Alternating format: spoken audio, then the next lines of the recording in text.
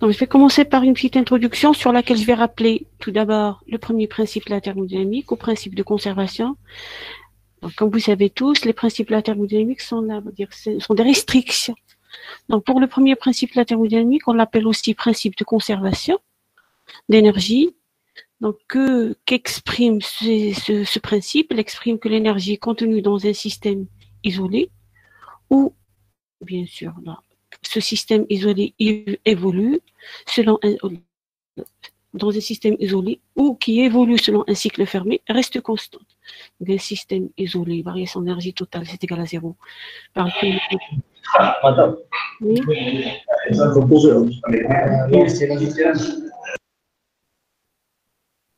Oui. Est-ce que vous pouvez lancer le micro? Je ne vous ai pas entendu, là, je vais rectifier, je vais voir la voix. Madame, est-ce que vous pouvez commencer l'enregistrement?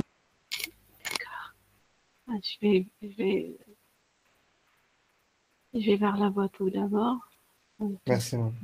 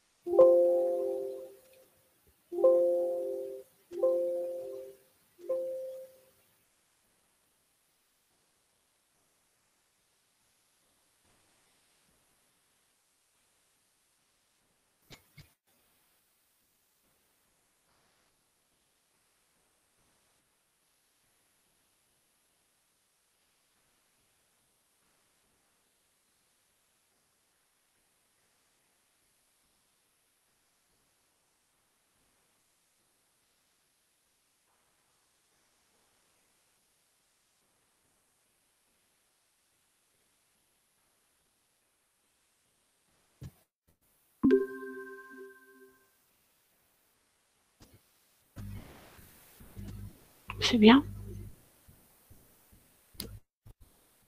Voilà. Donc, je rappelle, donc là, sur l'introduction, on va rappeler l'énoncé du premier principe de la thermodynamique, donc intitulé aussi, qu'on appelle aussi principe de conservation de l'énergie.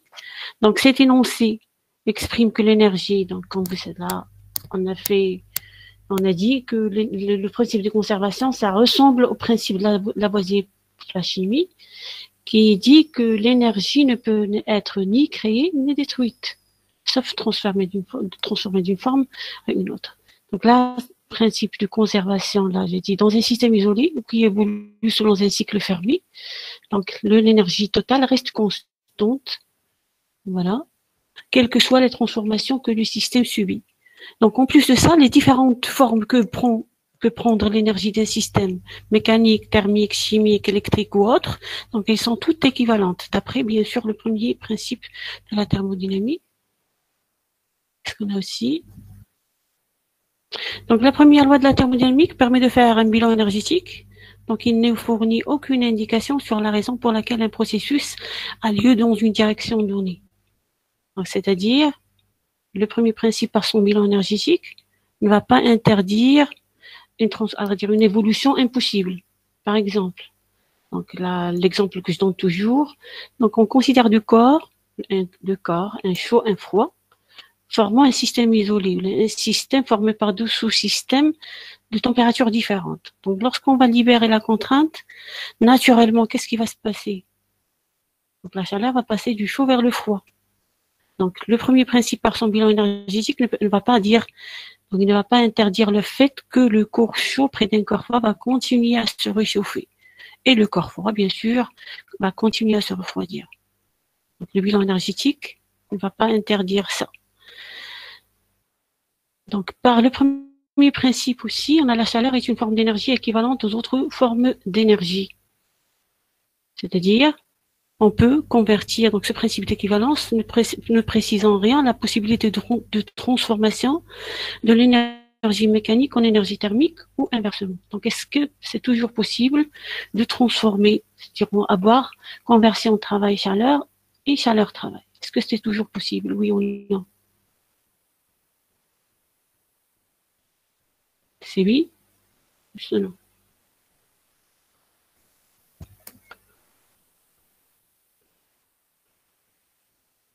Donc c'est pas toujours vrai. Donc, on peut des fois convertir. Donc, pour la possibilité de convertir le travail en chaleur, c'est toujours possible. Et convertir toute la chaleur d'un réservoir en travail, c'est pas possible. Par exemple, si je prends l'exemple d'un véhicule en mouvement, donc là, des frottements, là, ce qu'on peut, donc lors du freinage d'une voiture, par exemple, donc on constate, ou on remarque que la température des freins s'élève. C'est-à-dire, c'est de l'énergie cinétique qui a été transformée sous forme de chaleur au système de freinage. D'accord? Donc, à l'inverse, on ne peut jamais avoir la possibilité de prendre la chaleur au frein pour faire démarrer la voiture. Donc, cette chose, en faisant le bilan énergétique, on peut pas, le premier principe ne la contredit pas. Donc, il va pas dire, voilà, la chaleur, toutefois, une chaleur inutile ne peut pas être toujours transformée, il se peut qu'elle soit échangée en travail. Vous m'entendez? Donc, par les lois de la thermodynamique, donc on continue l'introduction. Donc, par les lois de la thermodynamique, on va chercher à prédire le sens d'évolution d'un système physique lorsque certaines contraintes internes sont levées, comme l'exemple que je viens de donner. Donc, d'une façon générale, on peut dire que lorsqu'une transformation, donc là, le second principe est une nécessité pour expliquer en particulier les phénomènes irréversibles. C'est l'objectif. Donc, une évolution est réversible s'il est possible. Donc, la définition d'une transformation, qu'est-ce qu'une transformation réversible? Donc, s'il est possible de passer par le même état intermédiaire dans un sens et dans l'autre, bien sûr, sans modification ni du système ni du milieu extérieur. Donc, la chose que j'ai à rajouter là, donc, irréversible ne signifie pas qu'il est impossible une fois l'état final atteint de revenir à l'état initial. D'accord? Transformation irréversible peut être brutale. Il peut être spontané. Spontané, ça peut pas dire qu'il peut être spontané et quasi-statique, c'est-à-dire qu'il peut se dérouler lentement, mais on peut bien sûr revenir à notre état initial, c'est-à-dire en suivant des chemins déplacement pour passer de l'état initial à l'état final, mais il se peut qu'il y ait une modification soit le système, soit le milieu extérieur. C'est pour ça qu'on parle de transformation irréversible. Donc, on va donner là, sur la diapo d'après, les principales causes d'irréversibilité. Donc là, l'origine physique des irréversibilités peut être variée. Donc voilà, la première cause d'irréversibilité, c'est la non-uniformité des grandeurs intensives du système. Donc la deuxième cause d'irréversibilité, c'est les forces de frottement dont le travail se transforme en chaleur. Et troisième cause d'irréversibilité, c'est la réaction chimique, la réaction nucléaire, etc. Donc, pour la non-uniformité des grandeurs intensives du système, donc si on considère que la densité volumique lors des diffusions, par exemple, on a un système divisé en deux sous-systèmes, un où il y a de la matière, par exemple, l'autre partie du vide, c'est le vide. Exemple de la détente de Joule, détente d'un gaz occupant un compartiment et l'autre compartiment est vide. Donc là, la densité volumique est différente entre deux points de l'espace. On observe alors, en libérant la contrainte interne, c'est-à-dire la paroi séparatrice des deux sous-compartiments, on va remarquer une diffusion des particules qui tend à uniformiser la densité. De même, lorsqu'on a un déséquilibre thermique, donc on a un transfert de chaleur spontané qui va se dérouler, qui va se passer de la zone chaude vers la zone froide. Donc, de même, en cas de déséquilibre mécanique, on a un échange mécanique irréversible et spontané qui peut avoir lieu de la zone de haute pression vers la zone de basse pression. De même, lorsqu'on a deux zones à potentiel électrique différents, donc les charges électriques vont de la zone du potentiel élevé vers la zone de faible potentiel. Donc, pour la deuxième cause d'irréversibilité, on a les forces de frottement. Donc, ces forces de frottement dont le travail se transforme en chaleur. Donc, on a des frottements solides, on a des frottements liquides. Donc, toutefois, on a frottement entre parois, par exemple, parois d'un récipient fluide, le contenu à l'intérieur du fluide même. Donc, qu'est-ce qu'on a? On a une dissipation d'énergie, c'est-à-dire une perte d'énergie. Donc, pour la troisième cause, c'est la réaction chimique. Donc là, je vous ai dit qu'on va donner l'énoncé du second principe, la thermodynamique. Donc, on va commencer par la formulation, l'énoncé moderne du deuxième principe, la thermodynamique. Donc, le deuxième principe, la thermodynamique, comme vous savez déjà, Donc, il introduit une nouvelle fonction S qui s'appelle l'entropie. Pourquoi? Parce que les fonctions d'état déjà données sur le premier principe, la thermodynamique, soit l'enthalpie ou l'énergie interne, ne vont pas permettre de distinguer un sens de l'autre. Pour donner la description mathématique de ça, donc Clausius a permis de donner une description mathématique à ce second principe, la thermodynamique.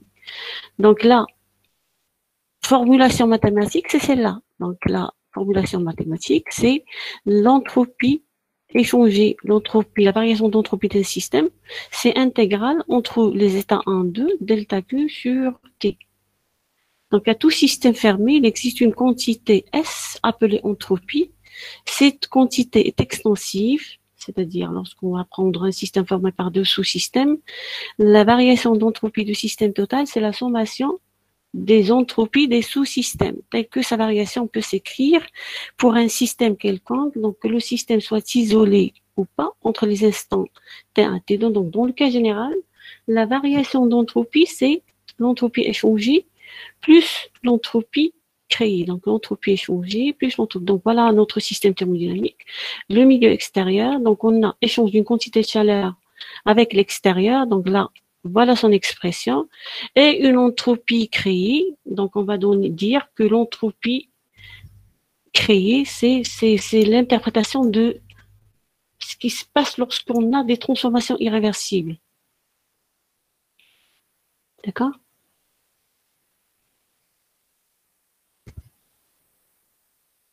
Madame, Et l'entropie physiquement, ça sert à quoi? ça sert à quoi? Oui. Vous cherchez l'interprétation dès le début? Oui, l'interprétation physique de l'entropie. Donc, à vrai dire, l'interprétation, la formulation mathématique a été donnée au début par Clausius. C'est très, très tard par la suite que Boltzmann a pu donner une interprétation physique à cette entropie-là. Ou l'interprétation physique à l'entropie, dit quoi? Vous savez déjà, non? Non? Non?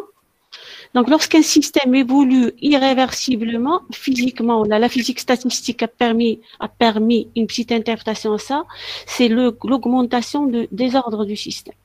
C'est-à-dire le système, lorsqu'il va échanger de la chaleur, donc il y a beaucoup de choses à dire sur ça. Donc là, le système va passer d'un état à un état plus désordonné. D'accord? Donc l'entropie donc on a plusieurs choses à dire sur l'entropie. Donc l'entropie est la mesure du degré de désordre d'un système. Une autre chose, c'est lorsqu'on parle, donc l'autre chose à donner très récemment par la suite, c'est lorsqu'on parle de l'entropie, donc on a introduire la différence entre deux énergies, d'accord? L'énergie utile et l'énergie inutile. Donc l'entropie va nous parler de cette qualité d'énergie. Donc, il a une relation avec la loi de Gauss, n'est-ce pas? Quelle charge? C'est un mot grec qui est le désordre. Je donne une autre interprétation, c'est-à-dire, à part le désordre, ou le désordre, c'est en relation avec la chaleur, on a vu que la chaleur, lorsqu'on fournit un système de la chaleur, donc c'est comme si on lui fournit la température, c'est un degré de désordre d'un système.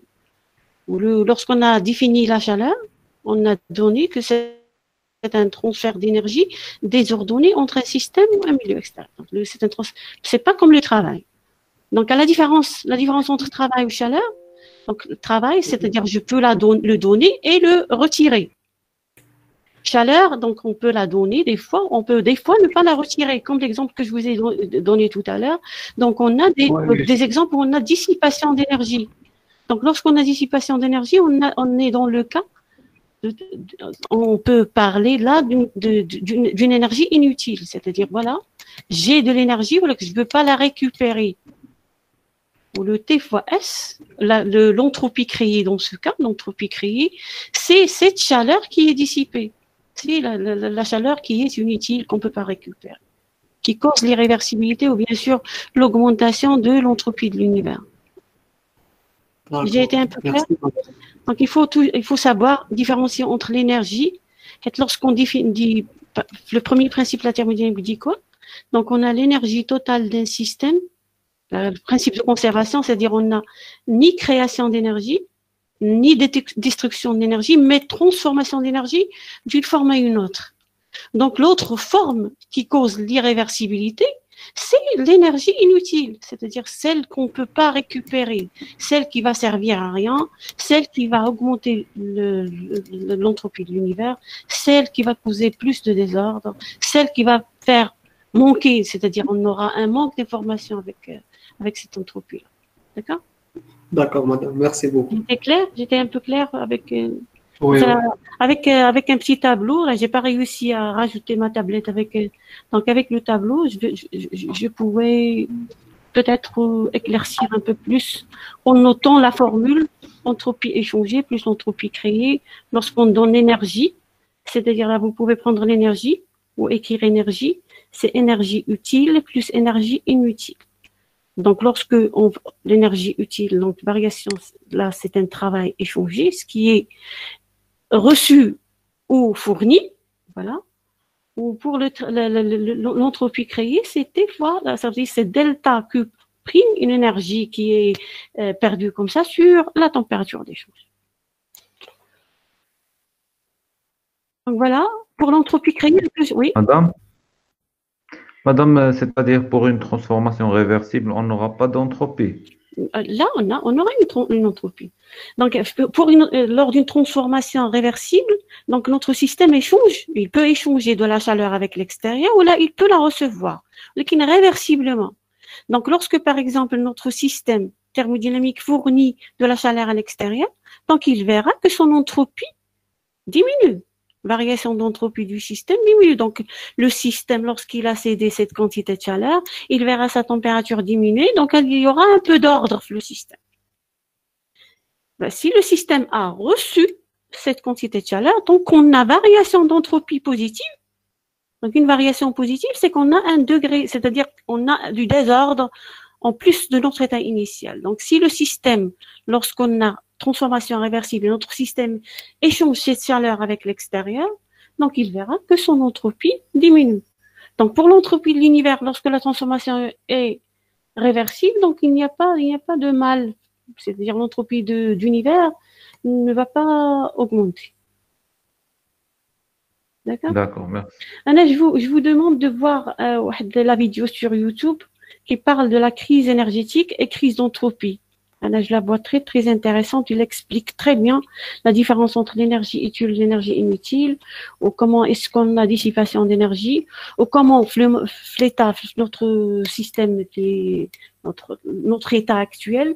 Donc, il interprète le fait que notre crise énergétique, ou notre dépense d'énergie, c'est une crise d'entropie. Non, c'est-à-dire si on arrive à minimiser un peu plus notre dépense en énergie, on aura moins de désordre, c'est-à-dire là, c'est en relation avec l'entropie, c'est la chose qui aggrave l'état actuel. C'est-à-dire, si on utilise plus d'énergie utile, ça sera plus bénéfique pour notre univers que si on utilise des énergies pour faire que du gaspillage, de la déchetterie. D'accord? Donc, crise énergétique, la crise d'entropie sur YouTube. Qu'est-ce que je disais là? Voilà. Donc voilà. Donc lorsqu'un système, lors d'une transformation quelconque, échange la chaleur avec plusieurs sources de chaleur différentes, donc la variation d'entropie liée aux échanges thermiques avec l'extérieur va se calculer de la sorte. Donc on a notre système thermodynamique échangeant la chaleur, l'entropie est en relation avec l'échange de chaleur entre système et milieu extérieur. Donc là, l'entropie échangée, c'est la sommation des delta QI sur T. Donc TI, c'est la température de la paroi qui reçoit la quantité de chaleur delta QI. Donc, j'ai pas parlé de, j'aurais dû dire, voilà, la température Px, c'est la température des sources de chaleur. C'est ça. C'est la définition qu'on avait donnée.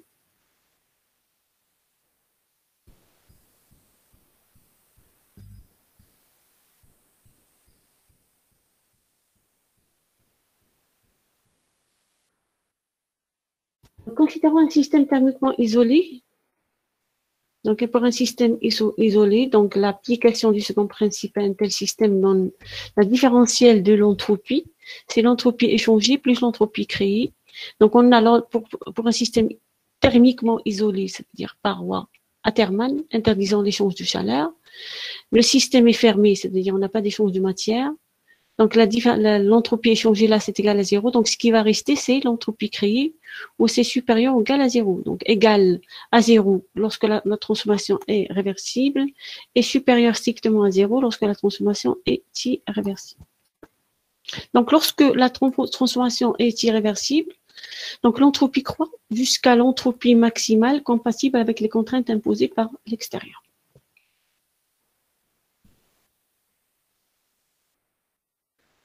Donc, pour la formulation donc on va passer donc là, c'était l'énoncé moderne. Donc, pour l'énoncé moderne, il dit que si on a notre système thermodynamique est isolé, donc il ne verra que ce qu'on remarque, c'est que la variation d'entropie est toujours positive.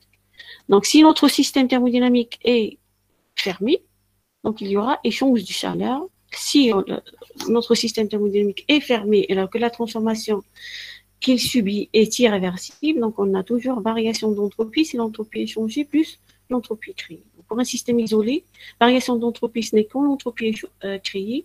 Donc pour un système fermé, c'est la sommation des deux termes donnés sur la diagonale. Donc pour la formulation de Clausius, donc là c'est l'énoncé historique. Donc pour les énoncés historiques du second principe de la thermodynamique, on a la formulation de Clausius, formulation de Kelvin, formulation de Carnot. Donc là, jusque-là, on aura 5 énoncés de ce second principe de la thermodynamique. Donc pour la formulation de Clausius, il dit que si on a un système thermodynamique, là, si on a un corps chaud, donc on le met en contact avec un corps froid, donc spontanément, là, naturellement, son dépense d'énergie sans rien, donc la chaleur va passer du chaud vers le froid. Donc là, pour cette transformation-là, du corps froid vers le corps chaud, donc il faut qu'on fournisse un travail. Donc par compensation, la chaleur peut passer du corps chaud vers le corps froid. Donc c'est chose le premier principe de la thermodynamique, donc on n'a pas pu conclure sur ça. Donc là, si je fais, donc là, on introduit des choses. Donc on considère les deux sources de chaleur, deux systèmes de température TC, TF, donc corps chaud, corps froid, qui échangent juste la chaleur et sont isolés du reste de l'univers. Donc la variation d'énergie interne, donc on commence tout d'abord par faire un bilan énergétique ou par la suite un bilan entropique. Donc sur le bilan énergétique, qu'est-ce qu'on a? On a la différentielle d'énergie interne, système isolé, donc là c'est égal à 0. Donc notre système n'échange rien. Donc là, à l'intérieur du système, notre système est formé par deux corps, deux sous-systèmes, un corps froid et un corps chaud. Donc il y a de la chaleur qui est échangée, donc il y a de la chaleur échangée entre les deux corps. Donc différentiel de l'énergie interne est égal à 0, ce qui permet de donner que la quantité de chaleur échangée par le corps froid, c'est moins la quantité de chaleur échangée par le corps chaud. Voilà, ça c'est le bilan énergétique. Donc sur ces égalités-là, on ne peut pas dire est-ce que le corps froid a reçu ou a cédé la chaleur. Tout ce qu'on sait, c'est que la quantité de chaleur échangée par le corps froid, c'est moins la quantité de chaleur échangée par le corps chaud. Donc on donne plus que la température du corps froid, c'est inférieur à la température du corps chaud. Donc on a cette différence-là, elle est supérieure strictement à 0. Donc le bilan entropique, d'après le second principe, notre système thermodynamique est isolé. Donc différentiel de S total, c'est supérieur strictement à 0. Donc je peux rajouter, dire, voilà, DS supérieur ou égal, donc sont supérieurs strictement sur la notation. Donc on a différentiel de l'entropie, c'est cette quantité de chaleur, c'est ce quotient-là, plus celui-là.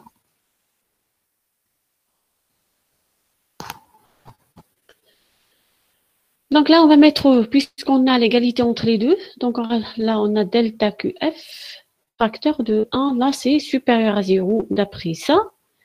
Donc, or, on a température, froid, on a ça aussi. Donc, qu'est-ce qu'on conclut? Donc, on a ce terme qui est là, qui est positif. Donc là, produit qui est positif. Donc, on a obligatoirement la quantité de chaleur reçue, la quantité échangée par le corps froid, elle est positive. Donc là, le bilan énergétique a permis de dire que voilà, le corps froid va recevoir lors de cette transformation-là, le corps froid va recevoir la chaleur et le corps chaud va la céder. D'accord? Donc, pour l'énoncé de Kelvin, donc elle dit que un système en contact avec une seule source de chaleur ne peut au cours d'un cycle que recevoir du travail et fournir de la chaleur. Donc, on n'a jamais de machine thermique motrice monotherme.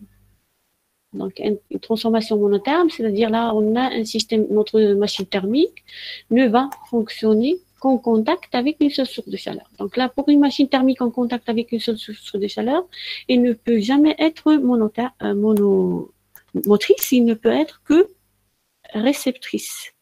Donc la démonstration là, donc on va toujours commencer par un bilan énergétique. Donc voilà, pour la machine thermique, elle échange travail-chaleur.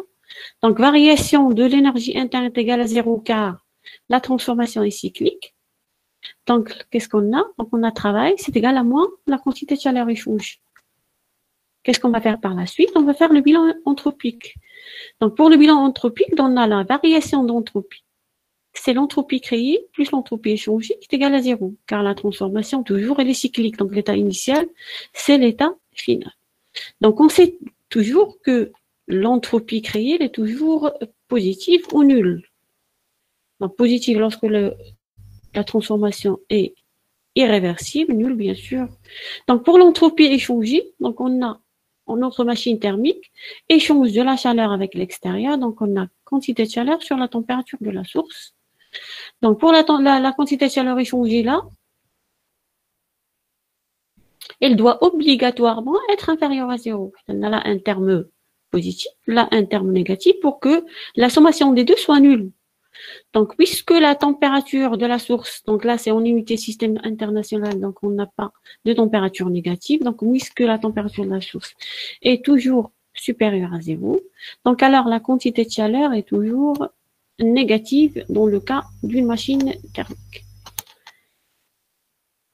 Donc là, travail positif, quantité de chaleur. Donc là, c'est une machine thermique. Lorsqu'on parle d'un cycle d'une machine thermique monotherme, en contact avec une seule source de chaleur.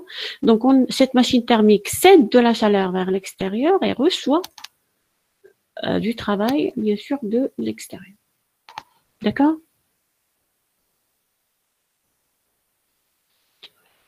Donc, pour le troisième énoncé, donc c'est l'énoncé. Donc, l'ordre chronologique de ces trois énoncés, là, c'est pas le même. Le premier énoncé, qui c'est, fait de l'énoncé, on ne savait même pas la notion de, c'est-à-dire, on n'a même pas introduit le deuxième principe, la thermodynamique. Le premier énoncé, c'est ça, c'est l'énoncé de Carnot. Donc, qui dit, l'énoncé est exprimé là comme un rendement maximal de cette machine thermique du terme réversible. Donc, qu'est-ce qu'on a? Donc, tous les moteurs utilisant, donc là, pour qu'on ait moteur thermique, il faut que notre machine thermique soit en contact avec deux sources de chaleur. Donc, une source chaude ou une source froide. Donc, tous les moteurs utilisent le cycle de Carnot entre deux mêmes températures, ont la même efficacité. C'est-à-dire toutes les transformations de ce moteur, de cette machine thermique de Carnot, sont des transformations qui sont réversibles. Donc, un moteur d'efficacité 1 est impossible. Donc, pourquoi? Qui peut me répondre? Pourquoi un moteur d'efficacité 1 n'est pas possible?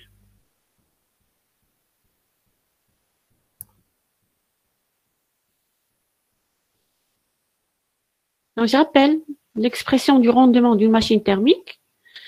Donc là, on obtient toujours une efficacité sur un rendement d'une machine thermique motrice toujours strictement inférieur à 1. Donc pour le rendement du Carnot, donc Là, on a vu précédemment sur les prérequis de ce module-là, de ce demi-module. Parmi ces prérequis, c'est les notions vues sur la thermodynamique 1. Donc, le rendement, c'est 1 moins température de la source froide sur température de la source chaude. Donc, pourquoi on ne peut pas avoir un rendement de 100% pour cette machine thermique?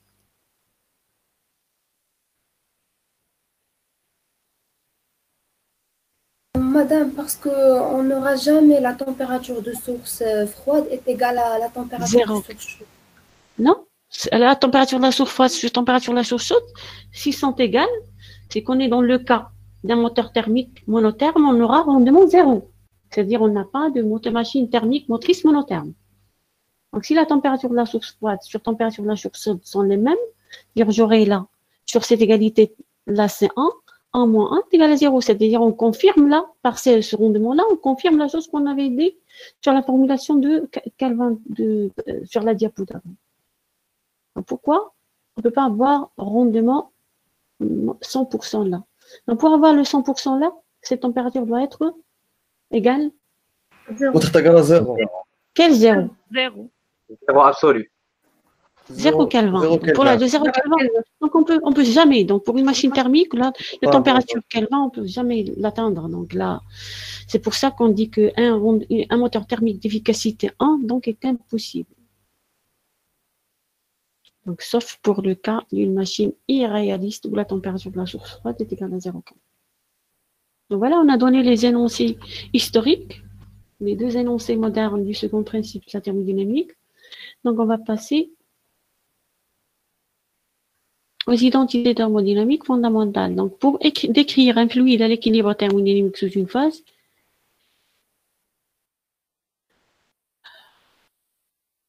donc la chose qu'on va utiliser, donc l'expression qu'on a l'habitude d'utiliser, où il faut lui donner un nom, c'est la première identité thermodynamique et la deuxième identité thermodynamique.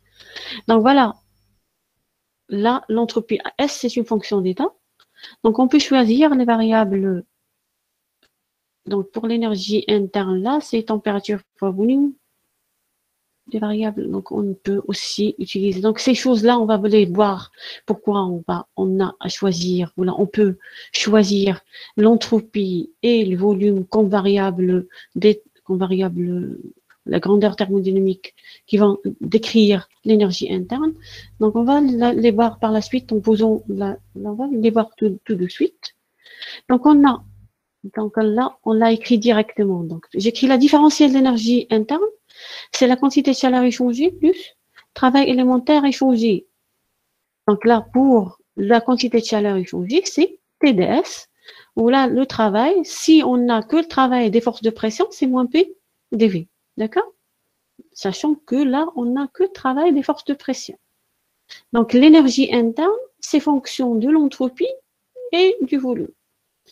Donc, de la différentielle de l'énergie interne, sachant que j'ai choisi ces 2 variables-là, c'est dérivé partiel de U sur ds, le dérivé partiel de U sur dV, et là, c'est différentiel du volume, là, c'est différentiel de la température.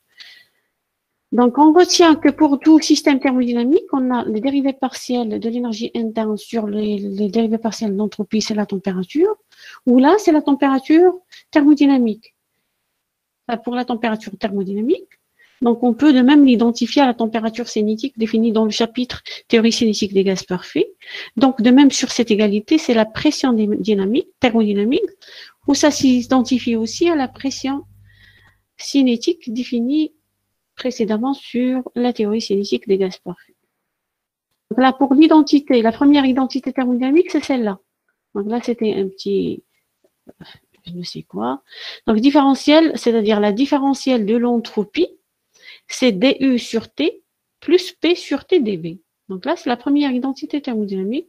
On a fait un bilan énergie, c'est-à-dire on a écrit le premier principe de la thermodynamique pour un système fermé ne subissant ou n'est soumis qu'aux forces de pression. D'accord? Là, on a rappelé quand même, on a défini les températures T pression comme des grandeurs d'état thermodynamique d'un système. Donc, pour la deuxième identité thermodynamique, on va faire appel à la fonction enthalpie. Par définition, cette enthalpie, c'est l'énergie interne plus pression fois volume. Donc, on détermine sa différentielle, c'est du plus PDV plus BDP. Donc là, du, c'est delta Q plus delta W. Donc, delta Q, c'est ZDS. Force de pression, c'est point PDV. Donc, ce qui va rester là, la deuxième identité thermodynamique, c'est ça. C'est différentiel d'enthalpie, c'est égal à TdS, plus volume fois différentiel de la pression.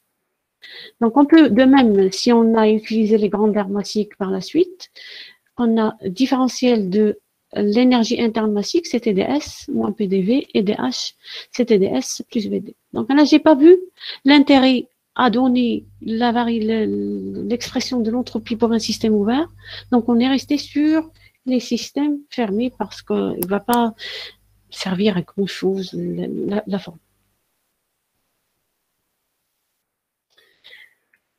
Donc, on fait l'application pour déterminer l'expression, les expressions des formules, en utilisant les formules, les identités thermodynamiques. On a donné, là c'est sur le descriptif comme vous avez vu, je vous ai présenté le descriptif.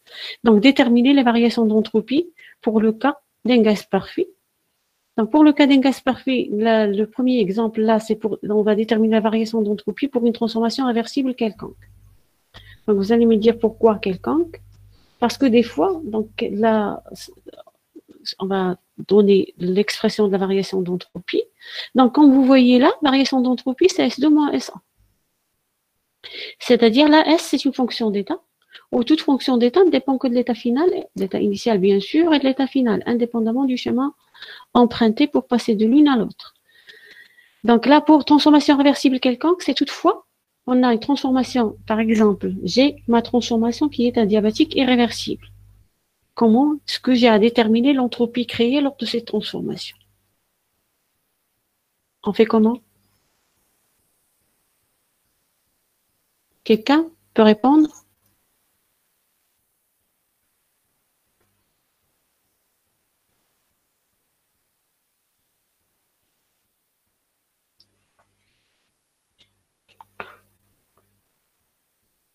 Donc, je vais prendre un nom quelconque. Là, cette chose, c'est vu. Je ne sais pas si j'ai à reprendre toutes les notions qu'on a vues en thermodynamique. Hein? Je demande par exemple Ashraf Asgat. Ashraf? Oui, madame. Donc voilà pourquoi on utilise dans cet exemple-là une transformation réversible quelconque. Là, comment déterminer l'entropie créée lors d'une transformation adiabatique irréversible? On va faire comment? Ma transformation est adiabatique irréversible. D'accord? Oui. Comment est-ce que je vais déterminer l'entropie créée lors de cette transformation?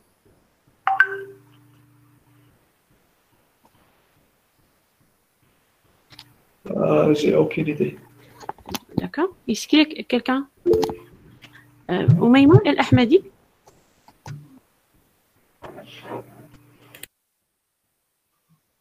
Oumaima?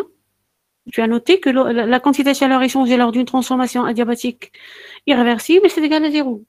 C'est ça? Et comment déterminer l'entropie? La variation d'entropie lors d'une transformation adiabatique irréversible. Constante. La variation d'entropie constante. C'est nul? Je pense que nul, madame. Non.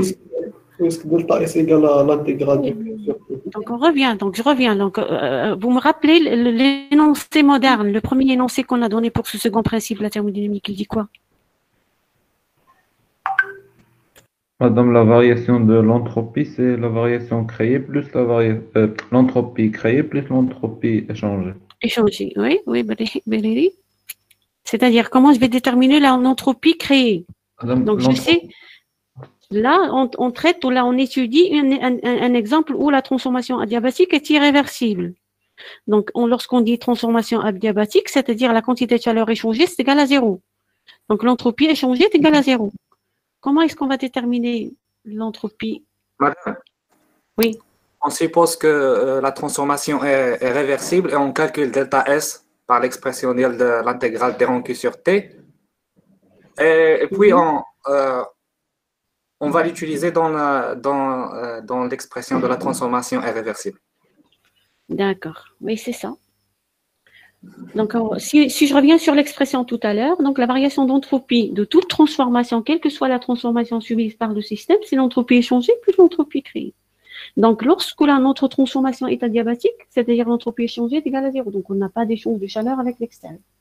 Donc, ce qu'on aura, on aura variation d'entropie, c'est égal à l'entropie créée, parce que notre transformation est irréversible.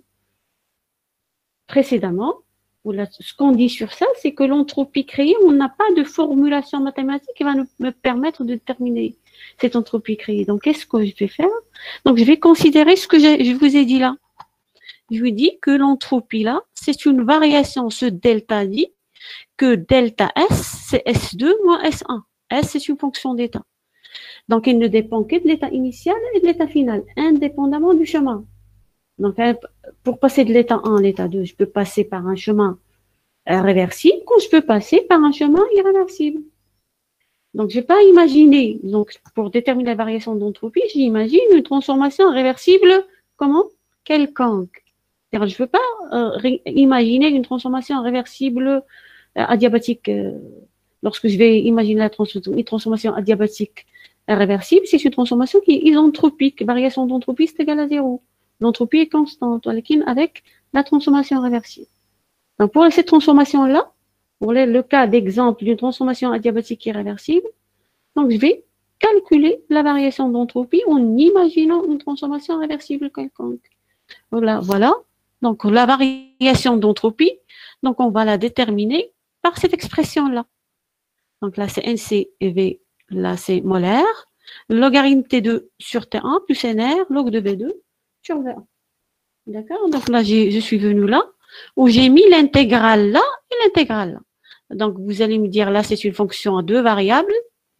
Donc, on ne doit pas intégrer, là, si vous vous souvenez on ne peut pas intégrer, mais tant qu'on a là une constante, là, une fonction de la température là, une fonction de volume, donc je peux faire l'intégration de cette partie plus l'intégration de celle-là. D'accord? Donc là, premier exemple pour une transformation adiabatique réversible. Donc là, c'est un développement mathématique. Je vous demande de le revoir chez vous. Donc la variation d'entropie pour une transformation réversible quelconque, c'est cette expression-là. Donc là, on peut faire de même, c'est-à-dire là, utiliser cette expression ou développer ou trouver la variation d'entropie pour une fonction, pour une transformation réversible quelconque. Là, c'est en fonction des variables température-volume, là, c'est en fonction des variables température-pression.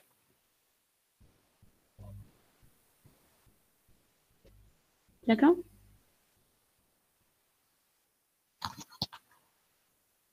C'est clair? On continue. Donc là, oui? Madame, s'il vous plaît. Oui. Et pour les cas des changements d'état, est-ce que vous pouvez nous donner un peu plus d'explications? Comment on calcule le delta S? Pour ce cas d'exemple? Pour la transformation adiabatique réversible, vous reformulez s'il vous plaît votre question. Concernant les changements d'état, madame. Changement d'état. Si on passe par exemple de l'état solide à l'état liquide ou bien l'air.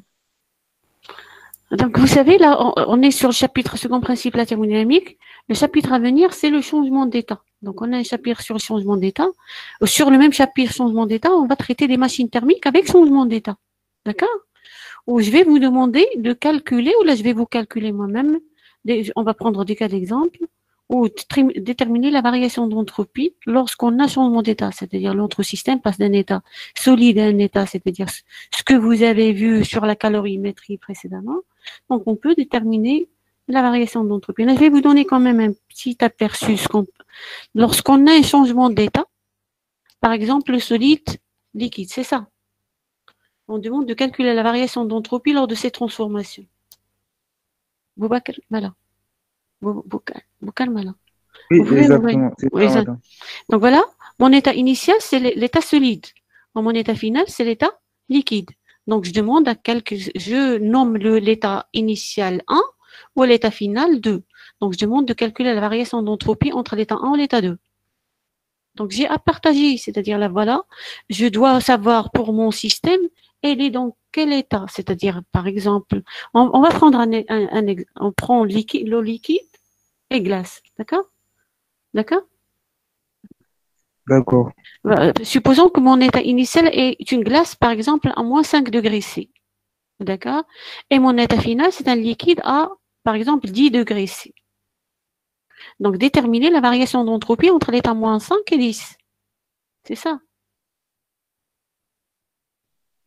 C'est ça, madame. Donc, donc, pour passer de l'état moins 5 à l'état 10, je dois diviser mon évolution. Donc, mon système thermodynamique à pression atmosphérique, qui est là, la glace, en lui fournissant de la chaleur, la glace va fondre de moins 5 degrés C jusqu'à quelle température? 0. 0 degré C. Parce que là, j'ai indiqué la pression atmosphérique. Si c'est pas la pression, si la pression n'est pas la pression atmosphérique, là, le 0 degré C n'aura pas de sens. Donc, moins 5, 0, entre 0 et... Madame, il y a le zéro liquide et le zéro solide, je pense. Bien sûr. Donc là, on aura changement d'état. Donc, entre moins 5 solide jusqu'à 0 solide. Le 0. Donc, la température va être maintenue constante.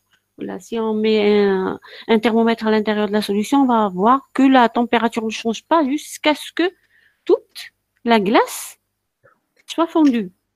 D'accord? Donc, la température sera constante. Par la suite, lorsque toute la glace va fondre, là, je suis en train de fournir la chaleur, mon système va passer de 0 à 10 degrés C. Donc, j'ai combien? Donc, j'ai variation d'entropie entre 1 et 2.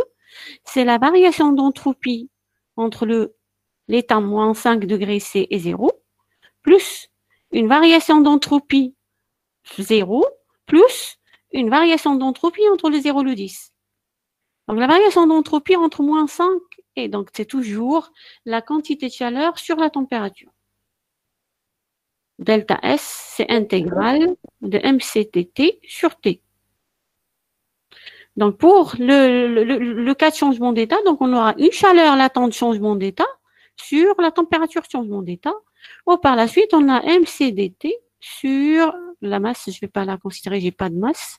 Donc, je vais considérer que la capacité calorifique tout court sur la température. Donc, le premier terme sera un M, donc une quantité de chaleur sur la température en intégrale, plus une chaleur latente sur la température deuxième terme, et troisième terme, c'est un autre. D'accord? D'accord, merci, madame. D'accord? Donc, pour le premier terme, il sera un C, capacité calorifique de l'eau solide, le logarithme de la température finale sur température initiale, la chaleur latente changement d'état L sur la température. Donc là, je vais déterminer une variation d'entropie massique puisque je ne connais pas la masse. Chaleur latente sur la température changement d'état qui est 273, il faut convertir, plus C, log de T final sur T initial. T final, là, c'est le 273 sur le 260 et quelques. Et j'étais en train de noter, c'est pour ça que j'arrivais. Donc là, vous ne voyez pas ce que je suis en train de noter. J'ai fait le calcul sur un bout de papier. Donc, pour une transformation réversible quelconque, donc là, on va passer, donc là, l'expression, c'est ça. Donc, on a donné 3 expressions. Variation d'entropie en fonction du couple pression-volume, en fonction du couple pression-température, en fonction du couple température, pression-volume, et température-volume. Donc, on a 3 expressions, où les 3 expressions sont identiques. Donc, si on passe à l'exemple transformation réversible isochore. Donc, dans le cas d'une transformation isochore, où le travail c'est un travail dû aux forces de pression, donc on aura travail élémentaire, c'est égal à 0. Le gaz est parfait, donc on a S est égal à delta Q sur T. Donc, la première identité thermodynamique, delta Q, c'est DU, donc c'est NCV dt sur T, donc c'est NR sur gamma moins 1, log T final sur T initial. Donc, la même chose, si ma transformation isochore est réversible, c'est ça. On n'a pas dit. Donc, si c'est une transformation qui est irréversible, donc mon système évolue d'un état initial à un état final en contact avec un réservoir de volume, mais irréversiblement. C'est-à-dire, il y a peut-être des frottements à l'intérieur du système, je ne sais quoi, la brutalité de la transformation qui fait que mon système subit une transformation isochore entre un état initial et final, mais irréversiblement. La variation d'entropie sera, donc son expression sera la même que celle-là. Donc pour une transformation adiabatique irréversible, j'imaginais une transformation réversible quelconque. Parce que je n'avais pas le droit d'imaginer une transformation adiabatique réversible, j'aurais une variation d'entropie égale à 0. Mais pour une transformation isochore, de même, je dois imaginer une transformation réversible quelconque. Mettons que entre l'état initial et l'état final, le volume ne change pas, donc j'imagine une transformation réversible isochore où j'aurai la variation d'entropie lors d'une transformation irréversible, c'est la même que lors d'une transformation réversible. D'accord?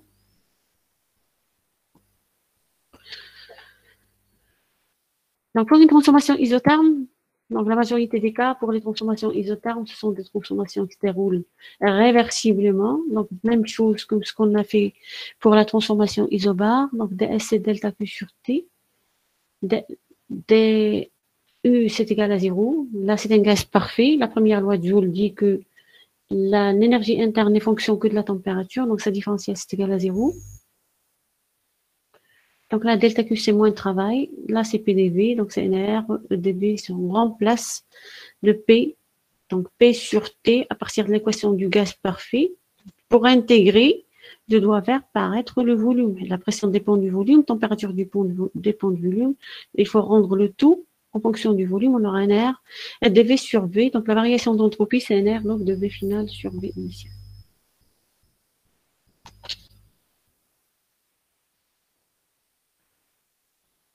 Donc, tout à l'heure, c'était isochore, isobar et isochore, isotherme, isobar.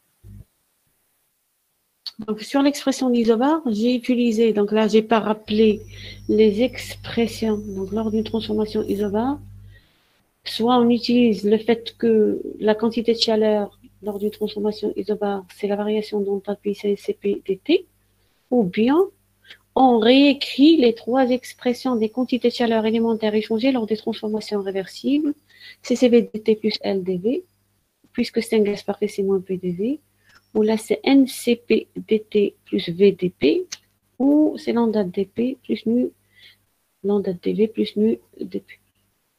D'accord? Donc, à vrai dire, si on a des exercices ou des travaux à faire sur ça, là, je vais pouvoir vous rappeler bien sûr, en écrivant les formules. Là, je rappelle les choses qu'on a fait précédemment. Donc, on va passer à aux relations de Maxwell. Donc, ces relations de Maxwell représentent quoi?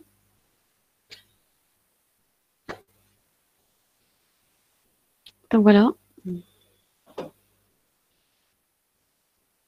Voilà, soit un système. Donc, on a DU, c'est delta Q, W, là, c'est... Donc, là, on va donner la première équation de Maxwell.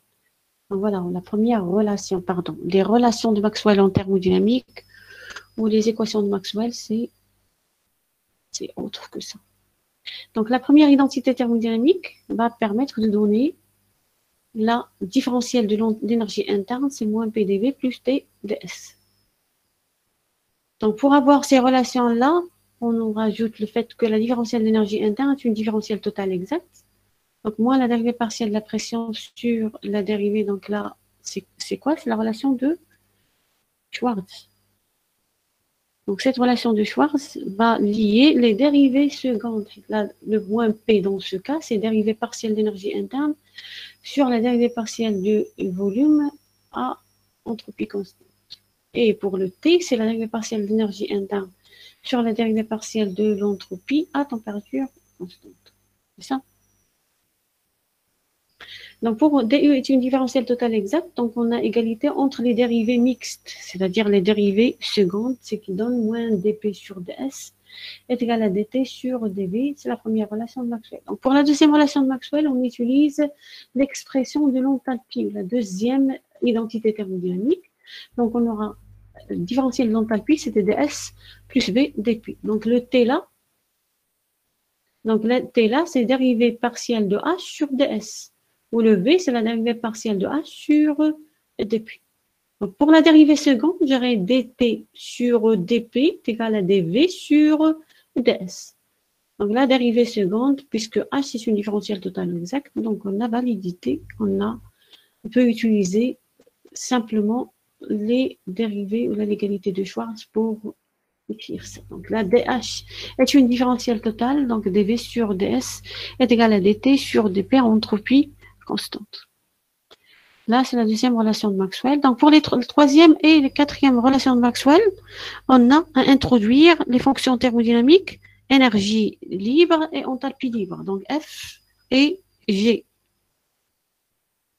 Donc, pour les F, c'est égal à U moins TS. Donc, là, F, c'est U moins TS. Donc, différentiel de F. Donc, U, on remplace delta Q plus delta W. Moins TS, c'est moins TDS plus S dt. Donc, le delta Q, c'est TDS. Là, c'est moins S dt. Donc, TF. Je crois que donc U moins TS.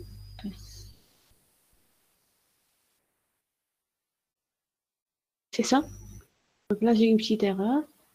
Donc, à partir de la relation d'énergie libre, on peut avoir différentiel de F, c'est moins P dV. Donc là, si vous écrivez F, c'est U moins TS.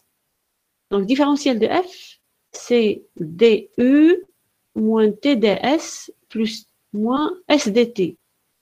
Donc, le TDS va partir avec la quantité de chaleur, il va rester là. Le travail échangé, le travail élémentaire échangé, moins SDT. Donc, dF est une différentielle totale exacte, donc dP sur dt est égal bien sûr là S sur dV, là à température constante, là à volume constant. Donc, à partir de la relation dans l'enthalpie libre G, donc on a de même, par définition G, on va voir sur les diapos d'après les définitions des fonctions thermodynamiques F et G. Donc, G, c'est H moins TS. Donc, en différençant, on aura V dP moins SDT. Donc, c'est une différentielle totale exacte. Donc, quatrième équation de Maxwell. Donc, vous allez me dire pourquoi là, pourquoi ces relations-là? Pourquoi les relations? Donc, des fois, je dis relation, équation. Donc là, c'est en train de s'enregistrer. Donc, on dit relation de Maxwell. Donc, pourquoi les relations de Maxwell? Donc, là, ce sont des dérivées partielles de variables par rapport à une deuxième variable, sachant qu'une troisième variable est constante. Est-ce qu'il ne vous rappelle pas les expressions de, par exemple, les coefficients thermolastiques alpha, bêta, xi?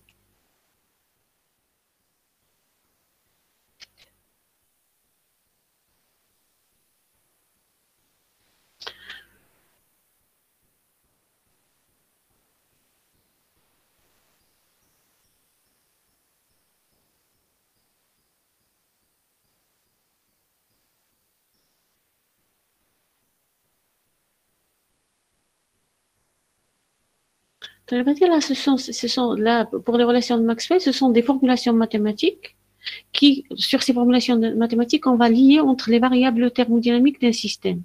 Donc là, vous voyez bien qu'on a la pression, le volume, la température, l'entropie, l'énergie interne, l'enthalpie, et l'énergie libre et l'enthalpie libre. Donc là, on a 8 variables, 8 choses, ou les 8 grandeurs thermodynamiques qui vont caractériser notre système. Donc, ces formulations mathématiques permettent de donner des relations entre eux, la simplifier, lorsqu'on a donné par exemple l'équation d'état du gaz, donc PV est égal à NRT, on a pu simplifier, rendre des variables d'état qui sont indépendantes, c'est-à-dire PV est égal à NRT, on a 3 variables indépendantes, dont 3 variables d'état, dont 2 sont indépendantes. Donc, c'est la même chose à travers ces relations de Maxwell. Donc, à vrai dire, on a par exemple, la PV, c'est une énergie. TS, c'est une énergie. Donc, on a 3 des énergies. Énergie interne, énergie enthalpie, énergie libre, enthalpie libre. Le travail PV qui est une énergie ou TS qui est une énergie. Donc, on a 4 On n'a pas que 4, donc l'énergie interne. Donc on a des énergies représentées sur ces relations-là de Maxwell.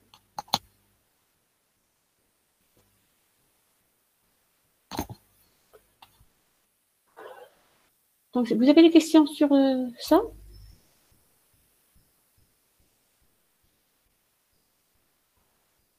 Non? Madame, Oui? Madame, j'ai une question concernant les transformations pour l'entropie.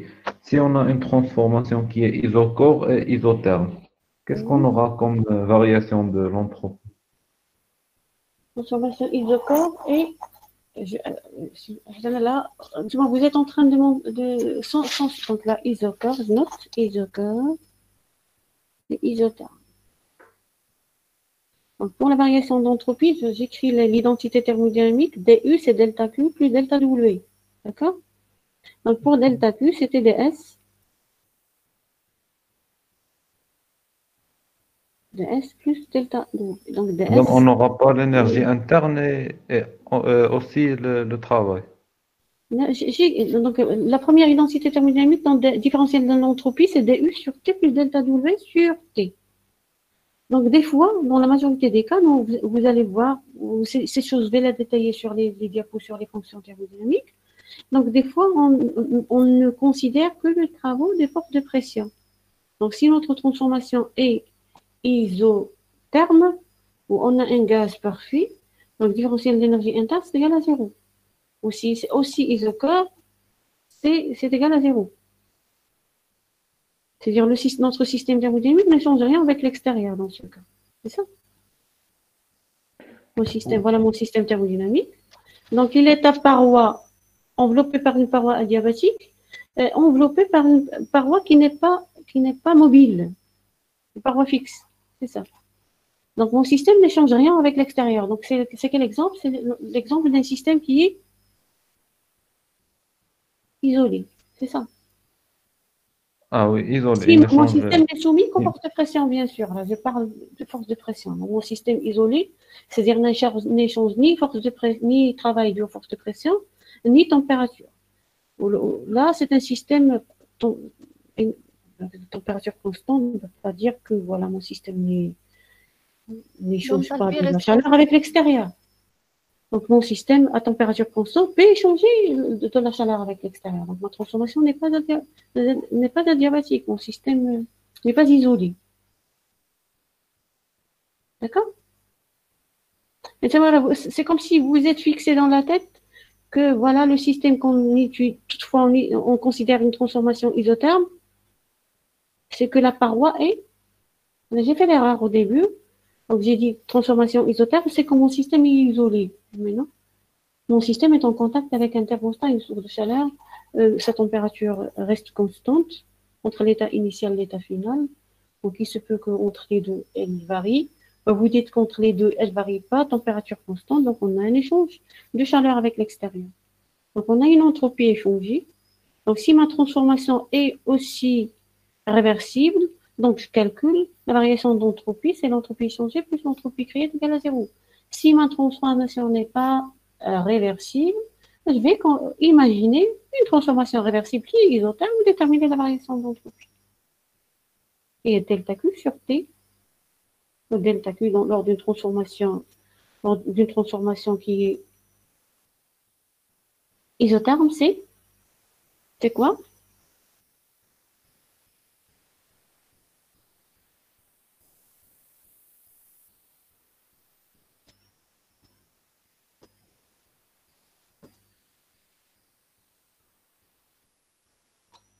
Pas de réponse? Madame, vous pouvez répéter? Donc, l'exemple, il a dit quelle est l'expression de la variation d'entropie lorsque la transformation est isocore et isotherme? Alors, l'enthalpie reste constante, c'est-à-dire delta S est égal à 0. Pourquoi? Madame, si on a transformation isocore, V égale à constante. Oui, donc travail. Donc le travail moins P. Oui. Moins P de V est égal à 0. Et pour la quantité de chaleur, C'est égal à delta U, madame. c'est égal à delta Q. Donc, L'énergie. pour une transformation isotherme, donc on a échange de chaleur avec l'extérieur. Donc, on peut déterminer dans ce cas l'entropie changée. Avec la particularité que lorsqu'on a une transformation qui est isotherme, l'entropie échangée, c'est la variation d'entropie du système. D'accord? Madame, Oui. Madame, mais si on a une transformation qui est isotherme, on n'a pas de variation d'énergie interne. On n'a pas de variation d'énergie interne lorsque notre système thermodynamique est un gaz parfait. Vous parlez du cas d'un gaz parfait? Oui, oui, je parle pour le cas des gaz parfaits. Donc, DU, c'est delta Q plus delta W. Donc, delta Q, delta W, c'est égal à 0, donc ça va rester delta Q sur T.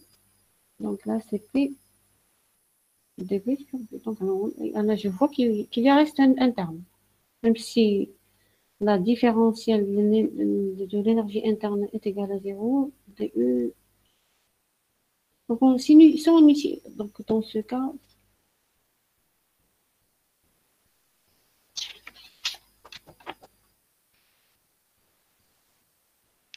Madame, la variation de la chaleur sera égale à 0.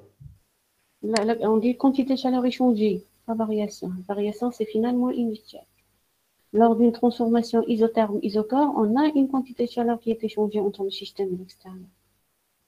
Delta Q est égal à 0 lors d'une transformation adiabatique. D'accord? Lors d'une transformation isotherme-isochore, on a un échange de chaleur avec l'extérieur.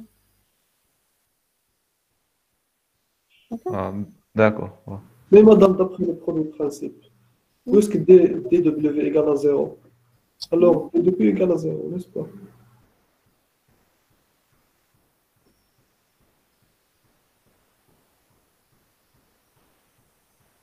Donc DU est égal à delta W. Madame, si on a transformation isochore, le premier principe, l'énergie interne delta U égale à la chaleur, n'est-ce pas?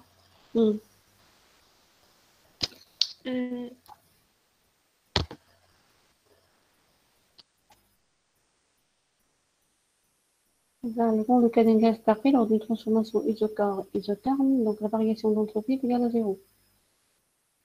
Alors que le système peut échanger de la chaleur avec l'extérieur.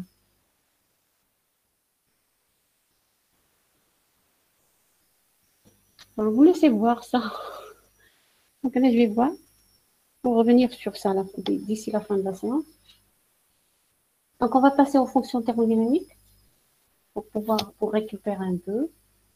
Donc là, pour les fonctions thermodynamiques, donc l'objectif de cette partie, c'est qu'on va mettre en place un certain nombre d'outils qui rendent plus facile l'application des deux principes, l'expression des conditions d'équilibre d'un système. Donc, par les deux principes de la thermodynamique, ce qu'on va voir sur cette partie, donc on va dire, voilà, notre système thermodynamique est dans un état d'équilibre ou non. Dans des cas, bien sûr, dans des cas particuliers, en introduisant d'autres fonctions thermodynamiques, autres que l'énergie interne, l'enthalpie et l'entropie.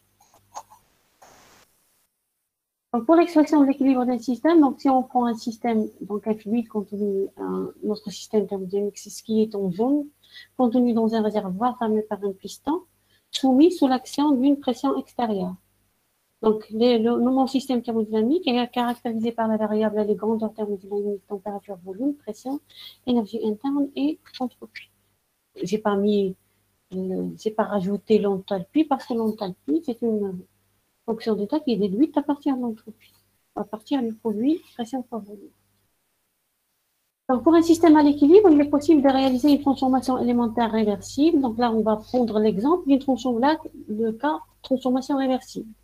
Et aussi, si seules les forces de pression travaillent, donc travail, dans ce cas, travail élémentaire échangé entre système et extérieur, c'est moins P extérieur dB. Donc, le second principe de la thermodynamique, c'est qu'il la sorte. Donc, on a une entropie échangée, plus une entropie créée. Donc, lorsque notre système thermodynamique suit une transformation élémentaire réversible, donc l'entropie créée, c'est égal à 0. Donc, la différentielle de l'entropie, c'est l'entropie échangée, c'est delta Q sur T. Donc, on va combiner ces deux égalités, celle-là et celle-là. Donc, deuxième première, qu'est-ce qu'on trouve? On trouve que la différentielle de l'énergie interne, c'est point P extérieur dV plus TdS. Donc là, c'est la première identité thermodynamique. Donc, des fois, je fais ou je refais, ou je dis des choses. Donc, cette expression de la différentielle d'énergie interne nous montre que l'énergie interne peut s'exprimer en fonction du volume et de l'entropie. C'est ce que j'avais expliqué tout à l'heure sur la première identité thermodynamique. Donc, on peut déduire que voilà, là, c'est la température thermodynamique, c'est la dérivée partielle de l'énergie interne, dérivée partielle de l'entropie à volume constant. Donc, pour la pression extérieure, donc la pression extérieure, c'est dérivée partielle de l'énergie interne sur dérivée partielle du volume avec un signe moins, entropie constante. Donc, là, on est dans un état d'équilibre. Donc, cette pression extérieure, c'est la même que la pression du système. Lors d'une transformation réversible, notre système est tout le temps en équilibre avec l'extérieur. Donc, la pression du système et la pression de l'extérieur sont le même. Donc là, on a écrit que la pression du système, qui est une variable, la pression intérieure du système, fonction de dérivée partielle de l'énergie interne sur volume à entropie constante. Donc, on va passer à l'énergie libre F, ou la fonction de Helmholtz. Donc, on appelle énergie libre. Donc, on va la définir alors qu'on a travaillé tout à l'heure avec. Donc, énergie libre, F, c'est U moins TS. Donc là, considérons une transformation élémentaire réversible. Donc, à partir d'un état d'équilibre, on a différentiel d'énergie interne, c'est moins P extérieur dV plus TdS. Donc, c'est dF plus TdS plus STT. Donc là, c'est comme si je vais donner quand même l'utilité de cette énergie libre. Donc, cette énergie libre va servir des fois à déterminer l'équation d'état du gaz. Voilà, c'est traduit l'équilibre. Voilà, P extérieur, c'est P système. Donc, cette pression extérieure doit être égale à la pression intérieure. On obtient donc l'expression de l'équation d'état du gaz. Voilà, à partir de ça.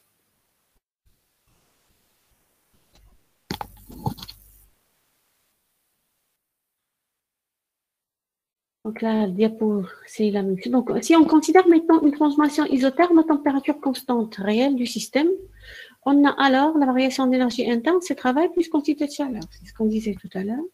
Donc, lorsque la transformation est réelle, donc variation d'entropie, c'est supérieur ou égal à la quantité. Là, c'est entropie échangée.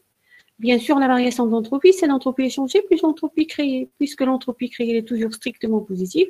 Donc, cette variation d'entropie est supérieure strictement à cette quantité de chaleur sur la température. Donc, on va combiner ces deux relations. Qu'est-ce qu'on aura? On aura la variation d'énergie libre, c'est inférieur ou égal au travail échangé entre le système et l'extérieur. Donc, lors d'une transformation isotherme réelle, on a la variation de l'énergie libre lorsque la transformation est isotherme. Donc, lorsque la transformation est isotherme, on a la variation de l'énergie libre, température constante, inférieure ou égale au travail échangé entre le système et le milieu extérieur. Donc là, on va donner, donc pourquoi donner la fonction thermodynamique? Sauf pour lui donner une petite interprétation. Donc pour l'interprétation, on va dire que là, on a considéré une transformation isotherme. Cette transformation est isotherme réversible pour un système quelconque entre un état initial et un état final. Donc là, qu'est-ce qu'on a? On a la variation, c'est-à-dire finale moins initiale, est inférieure ou égale au travail. Donc là, s'il y a échange de travail avec l'extérieur, on aura la relation delta F est inférieure ou égale à ce travail. Donc là, ce travail, dans ce cas, ce n'est pas que le travail. On a dit que c'est pas que le travail dû aux forces de pression. Il peut être travail de force de pression, un travail électrique, un travail. Donc toute énergie utile. Donc la suite de la fonction F est supérieure. Donc là, la delta F, c'est final moins initial avec un signe moins, c'est F initial moins F final qui est supérieur ou égal à travail avec un signe moins, c'est-à-dire un travail fourni de la part du système vers l'extérieur. Donc, la chute de la fonction F est supérieure ou égale au travail fourni à l'extérieur, d'où le nom énergie libre, pour F qui représente la part d'énergie qui est récupérable sous forme de travail. Donc là, ça revient en fait que voilà, c'est comme si on est en train de parler un travail récupérable par le milieu extérieur ou un travail utile. Donc, la variation d'énergie interne représente le travail utile du système. Donc, c'est une énergie qui est utile. Donc, dans une transformation isotherme, ça peut être de même pour une transformation monotherme. Et isotherme veut dire que l'état initial et tous les états intermédiaires sont des états, c'est-à-dire à température constante. Mais tant qu'on a F fonction d'état, donc l'état initial, l'état final, peuvent être une température qui n'est pas la même que lors de l'évolution, lors de la transformation. C'est pour ça que j'ai mis là la transformation isotherme entre guillemets, c'est-à-dire la transformation peut être aussi monotherme. Donc la chute d'énergie libre est égale au travail fourni par le système à l'extérieur. Donc s'il n'y a pas d'échange de travail avec l'extérieur, c'est-à-dire on n'a ni travail dû aux forces de pression, ni autre travail, on aura la relation là, relation qui est delta F, c'est inférieur ou égal à 0. Donc là, je vois ce qu'on a sur la grille. Donc là, une petite conclusion sur la variation d'énergie libre. Donc elle est inférieure ou égale à 0. Donc là, ça veut dire que l'énergie libre ne peut que diminuer. Donc F joue le rôle de potentiel thermodynamique. Donc donc là j'ai donné la définition de l'énergie libre. J'ai considéré la transformation réversible, j'ai considéré une transformation irréversible, j'ai trouvé à la fin que delta F est inférieur ou égal à 0, c'est-à-dire F final est inférieur à F initial. Donc, ce que j'ai à dire là, donc, pour une petite conclusion, donc, si notre système thermodynamique est à l'équilibre thermique avec une source de chaleur, et ce système thermodynamique, bien sûr, est maintenu à volume constant et n'est soumis qu'aux forces de pression. Donc, toute évolution spontanée de ce système va entraîner une diminution de son énergie libre. Lorsque cette énergie libre va atteindre, donc voilà, on a là l'expression qu'elle est inférieure au gaz, donc lorsqu'elle va atteindre une valeur minimale, qu'est-ce qu'on dit? On dit que notre système thermodynamique est dans un état d'équilibre. Donc, F représente deux choses, peut nous indiquer l'état d'équilibre d'un système lors d'une transformation isotherme et isochore lorsqu'il est soumis qu'aux forces de pression. Et voilà. Et qu'est-ce qu'il dit? Il présente aussi, lorsque notre système thermodynamique échange du travail échange de travail avec l'extérieur, elle représente la partie d'énergie utile récupérable par l'extérieur. Donc deux choses pour cette fonction thermodynamique F. Donc pourquoi là, par la suite, on dit que c'est un potentiel thermodynamique. Donc qu'est-ce qu'un potentiel thermodynamique?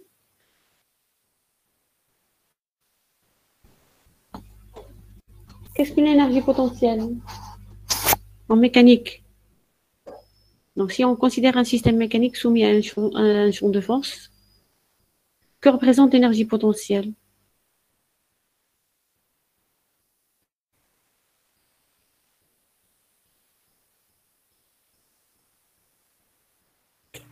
Le changement de travail? Non, il représente l'énergie potentielle d'un système, il représente un état d'équilibre, c'est-à-dire lorsque mon système est dans un état d'équilibre, l'énergie potentielle atteint sa valeur minimale ou maximale.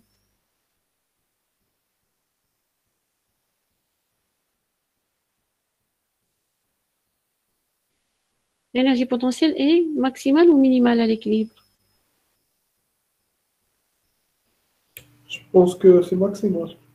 Non, c'est minimal. Donc, lorsqu'on va lancer une balle d'une certaine hauteur, donc cette balle est en équilibre lorsque son énergie potentielle est minimale. D'accord? Donc là, pour un système mécanique soumis à un champ de force, lorsque l'énergie potentielle atteint sa valeur minimale, donc notre système mécanique est en équilibre. Bien sûr, en prenant en considération les conditions imposées sur le système. Donc, de même, pour un système thermodynamique, dans ce cas d'exemple, notre système thermodynamique subit une transformation qui est isochore et isochore parce qu'on n'a considéré que les forces de pression et on les a considérées nulles, et isotherme. Donc, la fonction énergie libre est considérée comme potentiel thermodynamique. C'est-à-dire une fonction qui va atteindre sa valeur minimale lorsque mon système thermodynamique sera à l'équilibre. Donc, par exemple, je prends un système thermodynamique, je vais considérer les conditions imposées et je vais chercher est-ce qu'il est dans un état d'équilibre. Donc, je vais voir les conditions imposées, si c'est la température et le volume qui sont constants, je vais chercher son énergie libre, dérivée par rapport déterminer quand est-ce que ce dF est égal à 0. Dans ce cas, dans ces conditions-là, mon système thermodynamique est dans un état d'équilibre. À vrai dire, c'est hors programme, sur le programme dont je vous ai donné le descriptif. L'objectif était de définir les fonctions thermodynamiques. J'ai voulu rajouter à ça une petite interprétation à l'énergie libre et à l'enthalpie libre. Donc, énergie libre, c'est une fonction qui représente le travail ou l'énergie utile récupérable par l'extérieur, et elle est à l'équilibre, elle est un potentiel thermodynamique pour des systèmes évoluant entre transformations isothermes, son échange de travail avec évoluant dans des transformations isothermes, son échange bien sûr de travail avec l'extérieur.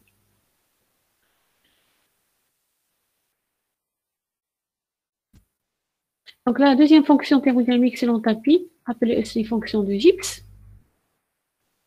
Donc là, son expression là, c'est F plus PV ou la H moins TS. Donc là, deux expressions. Donc la différentielle de l'énergie de cette enthalpie libre, c'est VdP moins SdT. Donc là, G s'exprime en fonction des variables volume et bien sûr la température. Donc lorsqu'on calcule la différentielle, donc les termes qu'on a là représentent les variables dont dépend la fonction thermodynamique. Donc la fonction thermodynamique là dépend des variables pression, température. Donc si je vois l'énergie interne, donc l'énergie interne dépend des variables entropie et volume, si le système thermodynamique n'est soumis qu'aux forces de pression. Donc l'énergie, cette énergie libre qu'on a vue tout à l'heure, elle dépend des variables à volume et température. C'est pour ça qu'on a dit à volume et température constante, dF est égal à 0. Donc elle peut m'indiquer l'état d'équilibre du système. Donc de même pour l'enthalpie, cette fonction thermodynamique qui est l'enthalpie. Donc lorsqu'on va considérer un système qui va évoluer à pression et température constante, donc on va dire que G est un potentiel, l'énergie, l'enthalpie libre est un potentiel thermodynamique dans le cas de système thermodynamique évoluant à pression et température constante. Donc G s'exprime là, donc on peut en déduire que lors de toute transformation élémentaire isotherme isobare est réversible d'un système qui ne soumet qu'à des forces de pression, la fonction de Gibbs reste invariable. Donc de G est égal à 0. Donc G final est égal à G initial. Donc là, il va m'indiquer, voilà, c'est une autre façon de traduire l'état d'équilibre. Donc G est un potentiel thermodynamique dans ce cas d'exemple. Donc enfin, on montre que lors d'une transformation réelle isotherme, donc là, la démonstration là est plus courte. Donc on a la variation d'enthalpie, c'est variation d'enthalpie libre, c'est variation d'enthalpie moins delta T ds.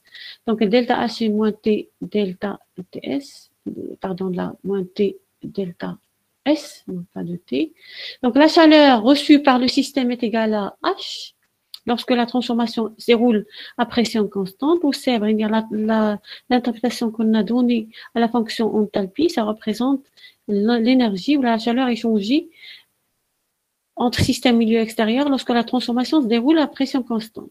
Donc là, Q, c'est inférieur à TdS, donc on aura, donc Q c'est delta H, donc delta H est inférieur à T delta S, donc delta G est inférieur ou égal à 0 lorsque la transformation est isotherme et isobare. Donc l'état d'équilibre à température et pression fixée est celui qui minimise l'enthalpie libre. Donc l'enthalpie libre est de même un potentiel thermodynamique du système. Donc la recherche du minimum va permettre d'obtenir les conditions d'équilibre de ce système.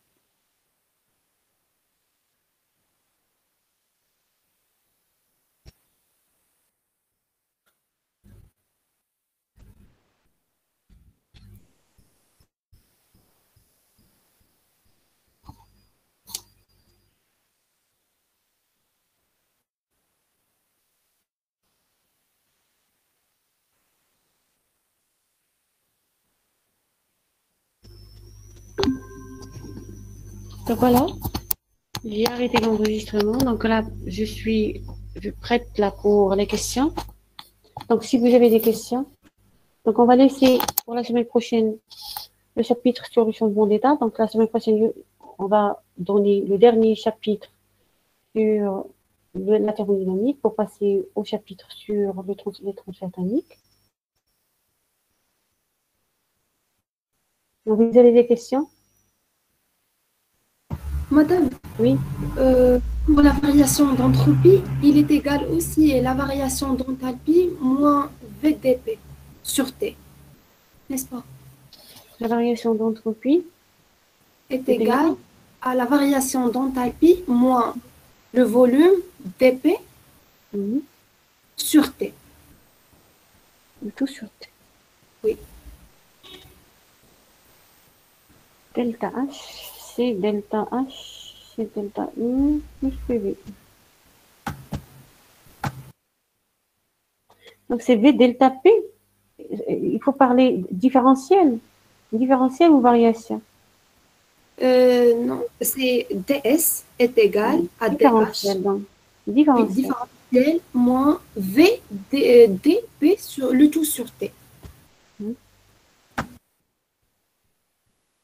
Bien sûr, oui.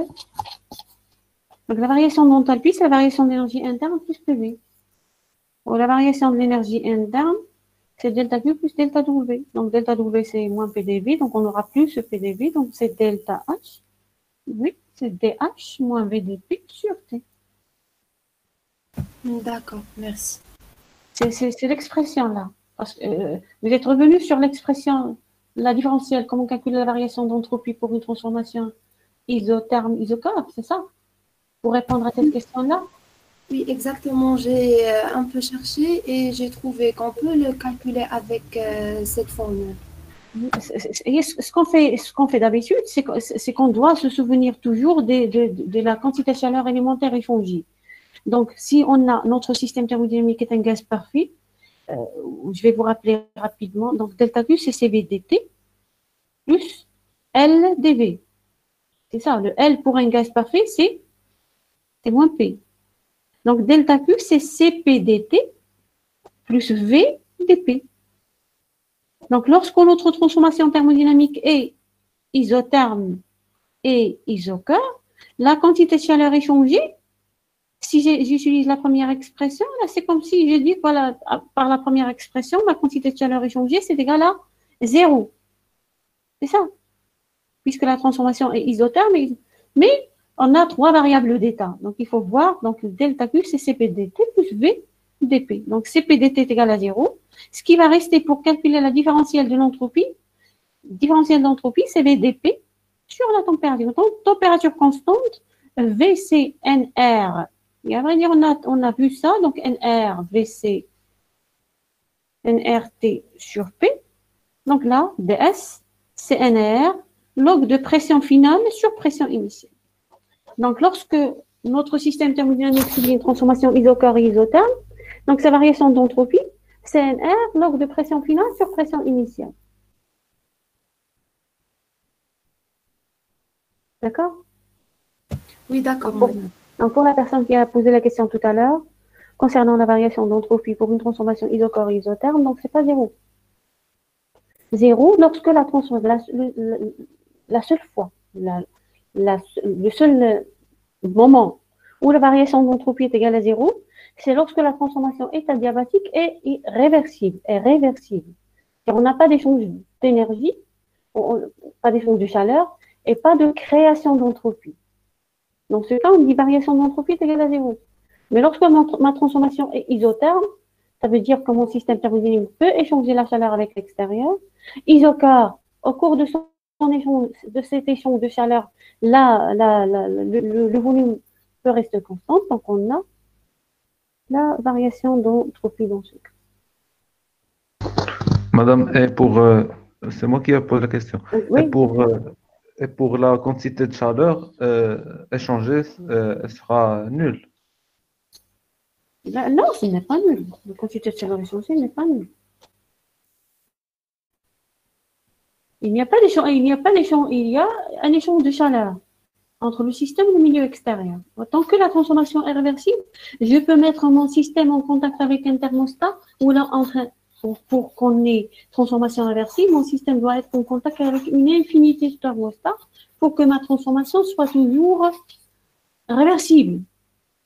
Avoir une transformation isotherme réversible, c'est pas facile. Toutes les transformations réversibles ce ne sont pas des choses réelles. Donc, je dois poser mon système en contact avec, pour le faire passer, par exemple, de 273 à 300 Kelvin, je dois le mettre en contact avec une infinité de sources de chaleur. C'est-à-dire, la transformation doit être quasi-statique, très, très, très lentement, et mon système soit en équilibre entre l'équilibre entre système et milieu extérieur tout au cours de la transformation. Les transformations où delta Q est égal à 0, c'est la transformation où on n'a pas d'échange de chaleur. Une transformation isotherme, on a échange de chaleur avec l'extérieur. Madame, oui. Pour la transformation cyclique,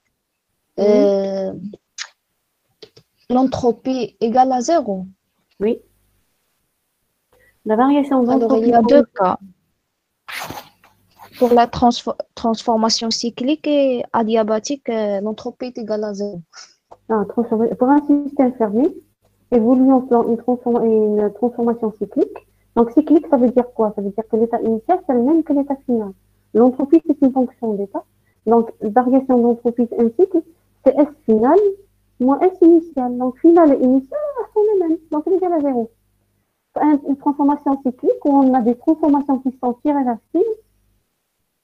Par exemple, on a deux transformations. Le cycle de Carnot, on a deux transformations isothermes, deux transformations adiabatiques. Donc, si une parmi les 4 transformations de ce cycle est irréversible, donc la variation d'entropie est égale à 0, mais on a une entropie qui est créée au cours de ce cycle-là. D'accord? Oui, merci. Et pour les équations de Maxwell, est-ce dans les exercices, on va l'utiliser sans démonstration ou là, on va les démontrer à l'enseignement? Là, sur le descriptif, je vous ai donné, là, voilà, pour un système thermodynamique, voilà les relations de Maxwell. Je ne vais pas vous demander sur un contrôle quelconque. La plupart des choses que je suis en train de dire là, il y a des choses, je vois l'intérêt des choses, il faut comprendre la chose, non plus de penser au ceci. Je compte par la suite vous proposer, il y aura un CC à la fin, un contrôle, un examen final.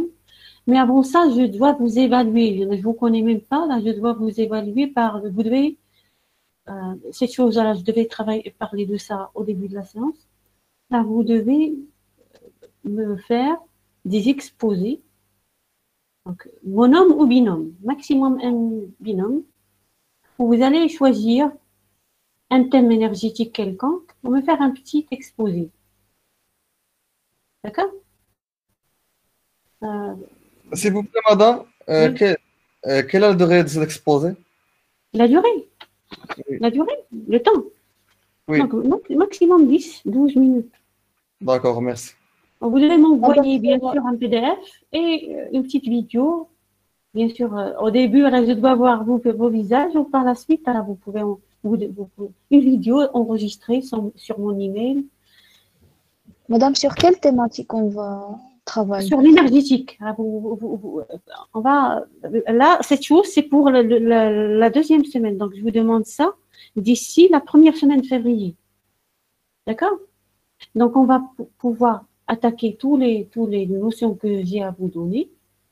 Donc, par exemple, l'énergétique. Donc, vous pouvez prendre, par exemple, comme thème l'énergie libre. Ne pas rester sur les formules ou les expressions. Voir les nouveautés, des choses que vous pouvez rajouter. Donc, par exemple, le transfert thermique, les isolations thermiques, les ponts thermiques, les caloducs, les refroidissements des circuits électriques, les rayonnements où on utilise tout ça. Donc, il y a plein de sujets se référant aux notions vues sur l'énergétique, les machines thermiques, les fonctions de ces machines thermiques avec la différence entre les machines thermiques à absorption. Donc, il y a plusieurs thèmes. Je ne vais pas vous imposer le thème, ou avec je vais vous juger quand même sur le thème. C'est-à-dire, pour innover un peu, donc il faut chercher. D'accord? Ou je vais faire une note de 50%, 50%. Donc, la première fois que je vous donne la modalité d'évaluation, c'est 50-50. D'accord? C'est clair? Et vous aurez la moitié de la note sur l'exposé et la moitié de la note sur le contrôle. Bien sûr, sur le demi-module. Donc, c'est pas... Je ne parle pas du module mécanique fluide, donc je ne sais pas ce qu'il fait avec vous. Donc, pour le demi-module, ma modalité d'évaluation pour cette année, c'est 50% travail personnel et 50% un contrôle à la fin. C'est tout. Donc, si vous avez des questions, non? Madame, Oui? Madame, cet exposé-là sera sous forme d'une vidéo enregistrée, puis on va vous Un envoyer. PDF plus un PDF, c'est-à-dire un PDF plus une petite vidéo. Une petite vidéo dont la durée maximale, c'est de 10, 11, 12 minutes. D'accord. C'est-à-dire un PDF sur lequel du PowerPoint, c'est-à-dire, je ne sais pas. C'est à vous de choisir ce que vous voulez faire. D'accord? D'accord. Donc, je vais... Madame, quel est le délai, s'il vous plaît, le délai pour la remise des... C'est pour la première... je vais vous donner un délai jusqu'à la première semaine de février. Avant le CC, s'il vous plaît. D'accord? Et pour la remise des binômes? Vous contactez les délégués, soit monôme, soit binôme, avec le sujet d'ici, je donnerai d'ici la fin de ce mois, la première semaine de janvier. D'accord, merci. La semaine prochaine, la semaine d'après, vous m'envoyez les sujets sur lesquels vous devez travailler. Donc, il se peut que deux binômes travaillent sur le même sujet. Chacun a son point, sa façon de faire les choses. C'est-à-dire, il peut que plusieurs, c'est-à-dire un binôme travaille sur un sujet, un autre binôme a le même intitulé, mais le travail, le contenu, donc, il ne sera pas identique. D'accord? Et pour ceux qui veulent travailler tout seuls, qu'ils le font. D'accord? Madame, voilà. Oui. Vous pouvez nous envoyer le PDF de cette séance et l'enregistrement, on le met dans Moodle. Là, pour le Moodle, je n'ai pas réussi. Je ne suis pas très experte. J'ai cru, d'après la formation que j'ai faite, je réussirais à vous communiquer les informations par Moodle, où j'ai entré maintes fois, où je ne me souviens plus, où je devais voir le tutoriel, et par la suite, je ne sais pas. D'accord, vous pouvez nous si envoyer par cette semaine, je vais vous envoyer. Sinon, vous avez reçu sur le Meet, vous avez reçu les chapitres. Vous pouvez ne pas les télécharger. Alors, ils vont rester seulement. D'accord? D'accord. Pour ce document de cette séance, nous n'avons pas reçu. Donc, comme vous avez constaté, des fois, en passant la vidéo, je remarque qu'il y a des petites erreurs. Donc, je vais les corriger et vous envoyer le document corrigé. D'accord, merci beaucoup.